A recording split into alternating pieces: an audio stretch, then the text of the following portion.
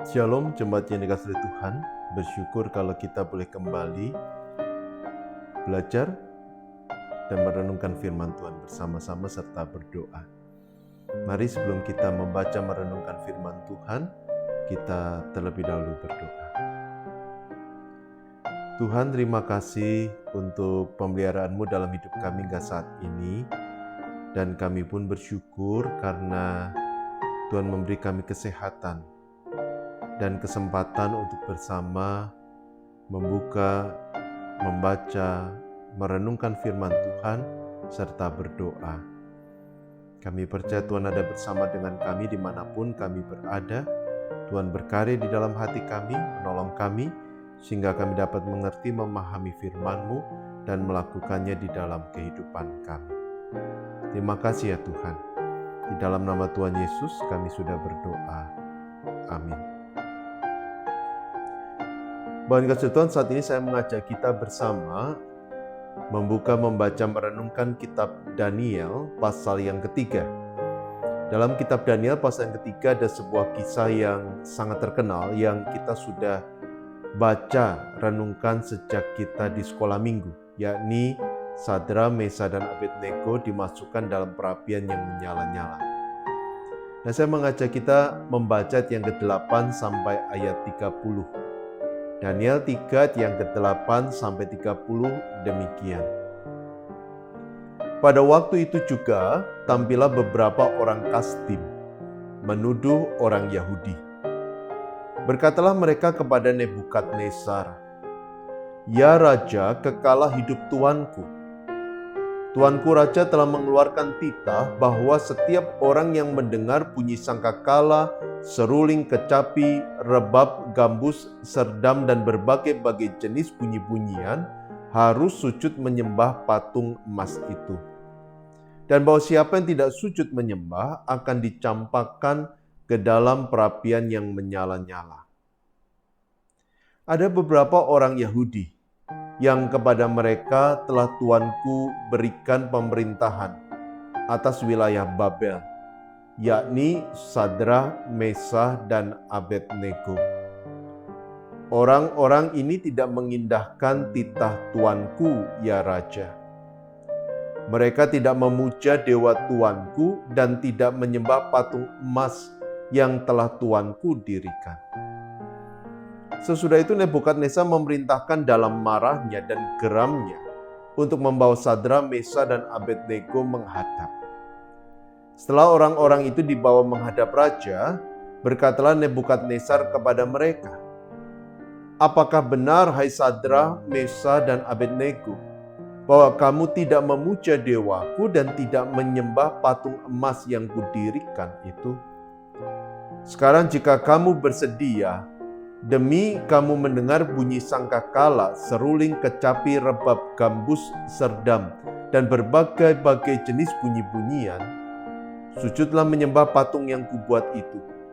Tetapi jika kamu tidak menyembah, kamu akan dicampakkan seketika itu juga ke dalam perapian yang menyala-nyala. Dan dewa manakah yang dapat melepaskan engkau dari dalam tanganku?" Lalu Sadra, Mesa, dan Abednego menjawab Raja Nebukadnezar, "Tidak ada gunanya kami memberi jawab kepada Tuanku dalam hal ini. Jika Allah kami yang kami puja sanggup melepaskan kami, maka Ia akan melepaskan kami dari perapian yang menyala-nyala itu dan dari dalam tanganmu, ya Raja. Tetapi seandainya tidak, hendaklah Tuanku mengetahui, ya Raja, bahwa kami tidak akan memuja dewa Tuanku dan tidak akan menyembah patung emas yang Tuanku dirikan itu." Maka meluaplah kegeraman Nebukadnezar. Air mukanya berubah terhadap Sadra, Mesa, dan Abednego. Lalu diperintahkannya supaya perapian itu dibuat 7 kali lebih panas dari yang biasa. Kepada beberapa orang yang sangat kuat dari tentaranya, dititahkannya untuk mengikat Sadra, Mesa, dan Abednego dan mencampakkan mereka ke dalam perapian yang menyala-nyala itu. Lalu diikatlah ketiga orang itu dengan jubah, celana, topi, dan pakaian-pakaian mereka yang lain dan dicampakkan ke dalam perapian yang menyala-nyala. Karena titah raja itu keras, dipanaskanlah perapian itu dengan luar biasa, sehingga nyala api itu membakar mati orang-orang yang mengangkat Sadrak, Mesakh, dan Abednego itu ke atas. Tetapi ketiga orang itu, yaitu Sadrak, Mesakh, dan Abednego, jatuh ke dalam perapian yang menyala-nyala itu dengan terikat. Kemudian terkejutlah Raja Nebukadnezar, lalu bangun dengan segera, berkatalah ia kepada para menterinya, "Bukankah tiga orang yang telah kita campakkan dengan terikat ke dalam api itu?" Jawab mereka kepada raja, "Benar, ya raja." Katanya, "Tetapi ada 4 orang kulihat berjalan-jalan dengan bebas di tengah-tengah api itu. Mereka tidak terluka dan yang keempat itu rupanya seperti anak dewa." Lalu Nebukadnezar mendekati pintu perapian yang menyala-nyala itu, berkatalah ia, "Sadrak, Mesakh, dan Abednego, hamba-hamba Allah yang Maha Tinggi, keluarlah dan datanglah kemari." Lalu keluarlah Sadrak, Mesakh, dan Abednego dari api itu. Dan para wakil raja, para penguasa, para bupati, dan para menteri raja datang berkumpul. Mereka melihat bahwa tubuh orang-orang ini tidak mempan oleh api itu, bahwa rambut di kepala mereka tidak hangus, jubah mereka tidak berubah apa-apa, bahkan bau kebakaran pun tidak ada pada mereka. Berkatalah Nebukadnezar, "Terpujilah Allahnya Sadrak, Mesakh, dan Abednego. Ia telah mengutus malaikatnya dan melepaskan hamba-hambanya yang telah menaruh percaya kepadanya dan melanggar titah raja, dan yang menyerahkan tubuh mereka karena mereka tidak mau memuja dan menyembah Allah manapun kecuali Allah mereka. Sebab itu aku mengeluarkan titah bahwa setiap orang dari bangsa, suku, bangsa, dan bahasa manapun, ia yang mengucapkan penghinaan terhadap Allahnya Sadrak, Mesakh, dan Abednego akan dipenggal-penggal dan rumahnya akan dirobohkan menjadi timbunan puing, karena tidak ada Allah lain yang dapat melepaskan secara demikian." Lalu raja memberikan kedudukan tinggi kepada Sadrak, Mesakh, dan Abednego di wilayah Babel. Sampai semenjak pembacaan kita pada saat ini. Bapak Ibu saudara sekalian kasih oleh Tuhan, tema kita saat ini adalah setia kepada Allah. Nah, berbicara tentang setia, Ibunda Teresa pernah berkata, "God has not called me to be successful. He called me to be faithful." Tuhan tidak memanggil saya untuk menjadi pribadi yang sukses. Dia memanggil saya untuk menjadi pribadi yang setia. Nah, saudara, di satu sisi tentu pernyataan ini merupakan sebuah peringatan agar kita setia kepada Allah sampai akhir hidup kita, karena Allah telah membuktikan kesetiaannya dalam kehidupan kita. Namun di sisi lain, pernyataan ini juga memunculkan sebuah pertanyaan, yaitu apa ciri-ciri orang yang setia?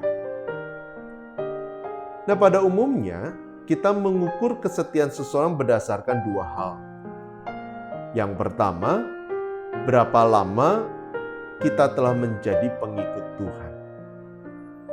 Kalau seseorang menjadi pengikut Tuhan sampai akhir hidupnya, maka kita akan menilai pribadi itu setia. Tetapi kalau seseorang berhenti di tengah jalan, maka kita akan menilai pribadi itu tidak setia. Contoh di dalam Alkitab adalah Demas yang meninggalkan Tuhan karena mencintai dunia ini. 2 Timotius 4 ayat yang ke-10. Nah, tolak ukur yang kedua adalah apakah kita tetap menjadi pengikut Tuhan saat hidup kita dipenuhi oleh kesulitan atau pergumulan. Kalau kita tetap mengikut Tuhan meski ada banyak sekali penganiayaan, banyak sekali tantangan, kesulitan, maka kita berkata, orang itu setia. Tetapi ketika mengalami pergumulan, lalu meninggalkan Tuhan, maka kita berkata, dia tidak setia. Contohnya di dalam Alkitab ada banyak sekali. Salah satunya adalah Sadrak, Mesak, dan Abednego yang menolak untuk menyembah patung yang dibuat oleh Nebukadnezar, meski mereka terancam hukuman mati. Dan mereka disebut sebagai pribadi yang setia. Nah, Bapak Ibu, dua tolok ukur ini yang sering digunakan untuk menilai kesetiaan seseorang. Dan kedua tolok ukur ini tidak salah.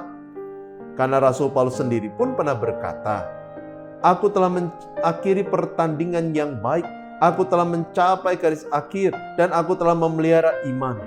Sekarang telah tersedia bagiku mahkota kebenaran yang akan dikaruniakan kepadaku oleh Tuhan Hakim yang adil pada harinya. Tetapi bukan hanya kepadaku, melainkan juga kepada semua orang yang merindukan kedatangannya." 2 Timotius 4 ayat 7-8. Namun, di luar dua tolok ukur itu, Alkitab pun menyatakan bahwa kesetiaan seseorang juga diukur berdasarkan dua hal.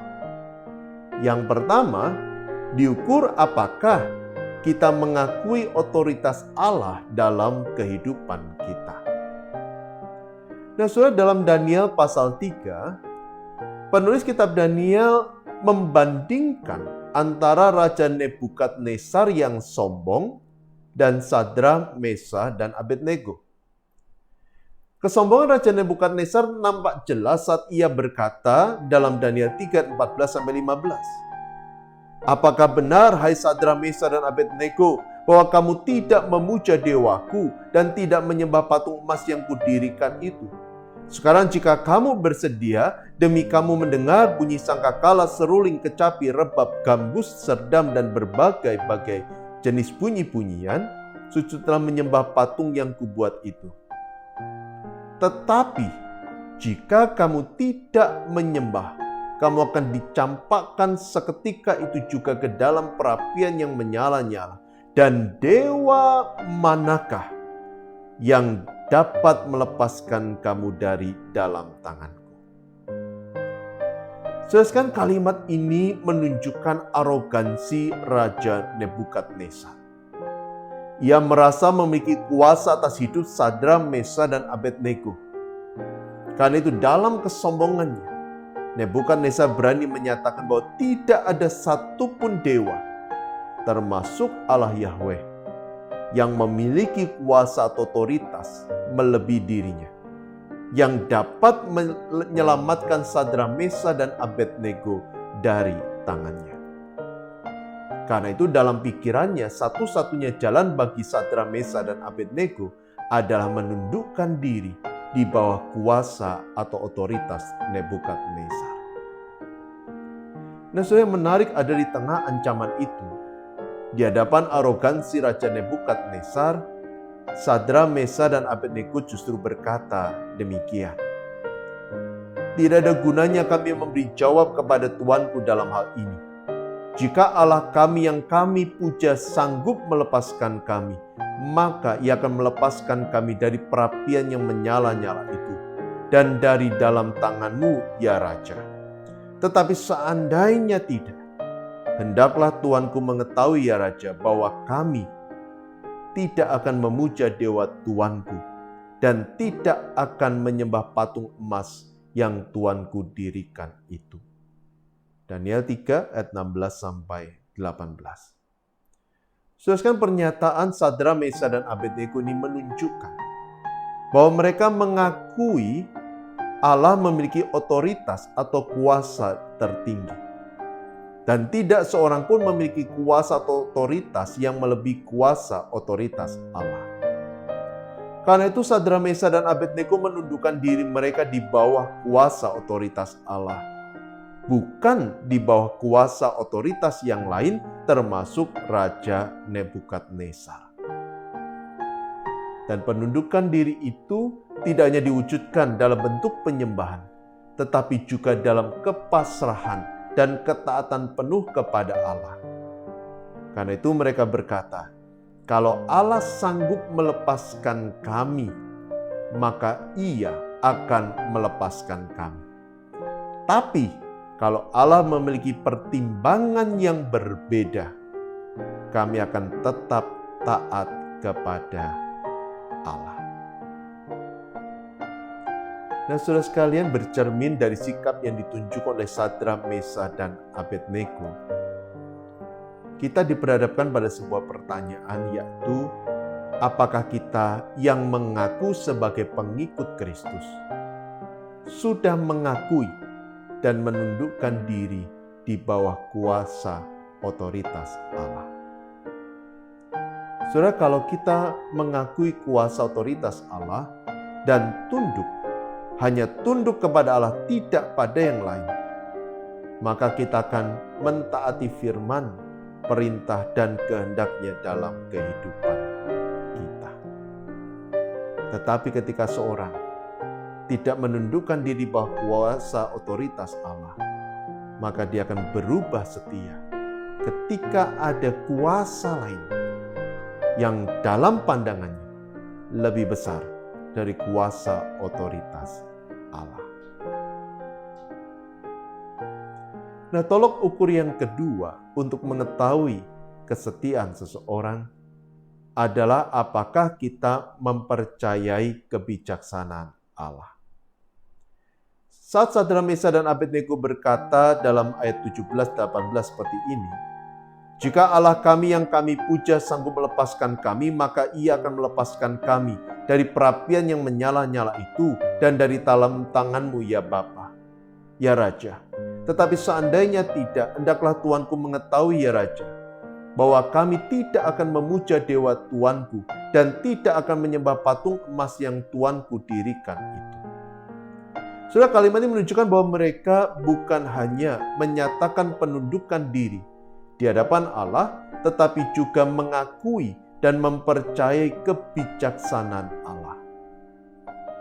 Kalau dalam kebijaksanaannya Allah memandang baik untuk menyelamatkan mereka, maka Allah pasti akan menyelamatkan mereka. Tetapi kalau dalam kebijaksanaannya Allah memiliki pertimbangan yang berbeda, maka mereka akan menerimanya dengan penuh sukacita. Karena itu, mereka mengakui dan mempercayai kebijaksanaan Allah. Mereka taat pada keputusan-keputusan Allah. Nah, kini pertanyaan, bagaimana dengan kita? Apakah kita pun mengakui dan mempercayai kebijaksanaan Allah? Termasuk pada saat pimpinan Tuhan berbeda dari harapan kita. Apakah kita tetap percaya pada pimpinan Tuhan? Dan apakah kita mempercayai kebijaksanaan Allah ketika jawaban Tuhan atas doa-doa kita berbeda dari permohonan kita? Apakah kita tetap percaya keputusan Tuhan adalah yang terbaik untuk kita? Saudara, ketika seseorang tidak mempercayai kebijaksanaan Tuhan, maka dia akan mudah kecewa dan berubah setia. Tetapi ketika kita percaya pada kebijaksanaan Tuhan, maka kita akan tetap percaya kepada Tuhan, meski hidup tidak berjalan sesuai dengan harapan kita. Nah, kini menjadi pertanyaan bagi kita. Sebagai pengikut Kristus, apakah kita sudah menundukkan diri di bawah kuasa otoritas Allah dan percaya kepada kebijaksanaan Allah? Amin. Mari kita bersama berdoa. Tuhan yang Maha Baik, Tuhan yang penuh kasih, terima kasih untuk firman yang boleh kami baca renungkan bersama saat ini. Ampuni kami apabila kami mengaku sebagai pengikut Kristus, tetapi kami masih sering berubah setia. Karena kami tidak menundukkan diri di bawah kuasa otoritas Allah, bahkan kami pun tidak percaya pada kebijaksanaan Allah. Namun biarlah firman-Mu pada saat ini mengubah hidup kami, mendorong kami untuk menjadi pribadi-pribadi yang setia, yang bukan hanya mengaku sebagai pengikut Kristus, tetapi mau menundukkan diri di hadapan Tuhan dan mempercayakan hidup serta berjalan sesuai dengan pimpinan tuntunan tangan Tuhan. Hamba percaya Tuhan akan mampukan kami untuk menjadi pribadi-pribadi yang setia di hadapan Tuhan. Kami pun menyerahkan kehidupan kami masing-masing, pekerjaan kami, studi kami, keluarga kami. Allah yang berkasih karunia memimpin menyertai kami. Menyerahkan juga gereja Tuhan GKI Kutisari. Terus tolong kami untuk boleh bertumbuh, berkarya, berbuah bagi kemuliaan nama Tuhan. Menyerahkan juga bangsa negara kami. Berkenan Tuhan memimpin dan menolong Indonesia. Dan juga memimpin dan menolong kota Surabaya. Terima kasih ya Tuhan. Kami menyerahkan doa ini, permohonan kami menyerahkan hidup kami ke dalam tangan kasih-Mu, dan kami mohon Allah berkenan mengulurkan tangan dan memberikan berkat. Saudara sekalian, tetaplah setia kepada Tuhan, karena Dia Allah yang setia. Dia akan memimpin menyertai kita, Dia akan memimpin menyertai saudara, Dia akan memberikan berkat-Nya. Dia tidak akan membiarkan saudara berjalan seorang diri. Dia akan memberikan sukacita dari sekarang sampai selama-lamanya. Amin.